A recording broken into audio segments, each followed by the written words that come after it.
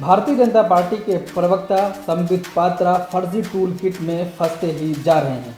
Tool kit मामले में छत्तीसगढ़ की राजधानी रायपुर में एनएसयूआई के रियासती सदर की जानिब से दर्ज कराए गए मामले में पुलिस की जानिब से जारी दूसरे नोटिस पर भी भारतीय जनता पार्टी के प्रवक्ता संबित पात्रा आज पेश नहीं हुए और जवाब देने के लिए संबित पात्रा ने मजीद एक हफ्ते की मोहलत मांगी है।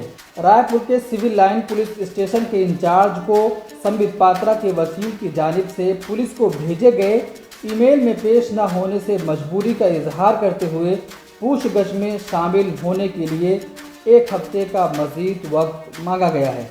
इसके साथ ही भारतीय जनता पार्टी के प्रवक्ता संबित पात्रा के वकील ने पुलिस से पूछगछ के नुकात तहरीर भी देने की दरखास्त की है, जिससे तहरीरी जवाब दिया जा सके।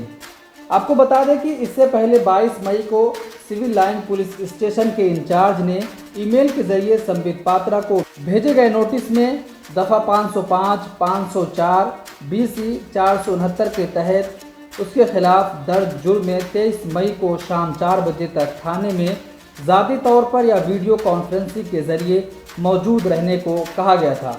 नोटिस पर अमल न करने की वजह से कानूनी कार्रवाई का भी इंतबाह दिया गया था, लेकिन इसके बावजूद भी भारतीय जनता पार्टी के प्रवक्ता संबित पात्रा पहली बार भी पेश नहीं हुए और दूसरी बार भी उन्होंने थाने में अपनी हाजिरी नहीं दर्ज कराई, जिसके बाद लगातार अब उनके ऊपर शिकंजा कसता ही जा रहा है।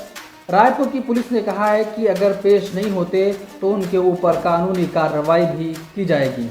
एक फर्जी टूल किट के मामले में संबित पात्रा लगातार फंसते ही जा रहे हैं। अब रायपुर पुलिस उन पर शिकंजा कसती हुई नजर आ रही है। ब्यूरो रिपोर्ट, मिलत टाइम्स।